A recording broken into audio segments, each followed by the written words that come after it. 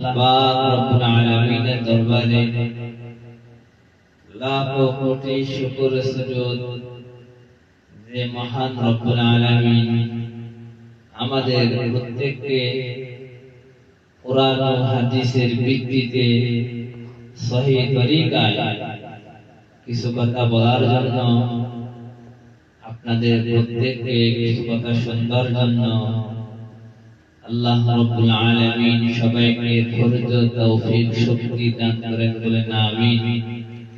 আমি কথা বেশি লম্বা করব না, সময় যেহেতু সংক্ষেপ, এজন্য আপনাদের থেকে কিছু দোয়ার জন্য আসছি এবং আপনাদের সামনে কিছু সংক্ষিপ্ত আলোচনা করে ইনশাআল্লাহ আমি বিদায় নেব। আল্লাহ রাব্বুল আলামিন আমাদের প্রত্যেককে যে সৃষ্টি করলেন তার সৃষ্টির মধ্যে তার একটা পাওনা আছে। যেরকম কোন মানুষ সে যখন একটা কাজ করে তার মধ্যে একটা পাওনা থাকে, আমি যে কাজটা করলাম আমার কাজ করার উদ্দেশ্য হলো আমি যখন সন্ধ্যা হয়ে যাব তখন আমি বেতন নিয়ে বাড়ি যাব। আল্লাহ কয় আমি মানুষকে সৃষ্টি করেছি শুধু একটা জিনিস পাওয়ার আশায়, ওই জিনিসটাই হলো তার ইবাদত, তার গোলামি করার জন্য। আল্লাহ বলে আমি আসমান বানাইলাম, জমিন বানাইলাম, সূর্য বানাইলাম, পাহাড় পর্বত যত কিছু সৃষ্টি করলাম সবকে আমার বান্দার গোলামি করে দিছি, কিন্তু বান্দাদেরকে আমি রব্বুল আলামিন, আমি রব, আমি আল্লাহর গোলাম বানিয়ে নিয়েছি।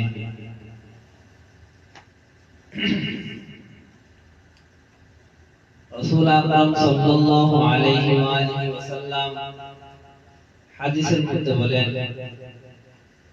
আদ-দুনিয়া খুলিকাত লাকুম ওয়া আনতুম খুলিকুম বিল আখিরাহ।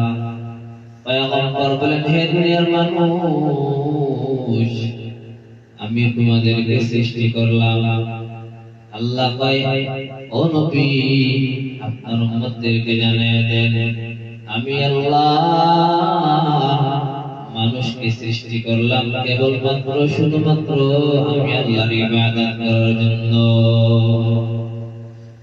কোরআনের মধ্যে আল্লাহ বলেন ওমা খালাকাতুল জিন্না ওয়াল ইনসা ইল্লা লিয়াবুদুন। আল্লাহ বলেন আমি মানুষ এবং জিনকে সৃষ্টি করার জন্য তাদের একমাত্র কাজ হলো তারা শুধু আমি রব্বুল আলামিনের গোলামি করবে। ভিন্ন আয়াতে আল্লাহ বলেন আমি মানুষ এবং জিনকে বানাইলাম শুধুমাত্র আমার ইবাদত করার জন্য, আর এই দুনিয়াটা হলো পরীক্ষার হল। আমি রব্বুল আলামিন মানুষকে পরীক্ষা দেওয়ার জন্য দুনিয়াতে পাঠাইলাম। الدنيا خلقت لكم وأنتم خلقتم بالآخرة। পয়গম্বর বলেন হে উম্মত আল্লাহ রাব্বুল আলামিন গোটা দুনিয়াকে তোমার গোলামি করে দিয়েছেন, কিন্তু তোমার মতো বান্দাকে আল্লাহ আল্লাহর গোলামির জন্য নির্ধারণ করেছেন।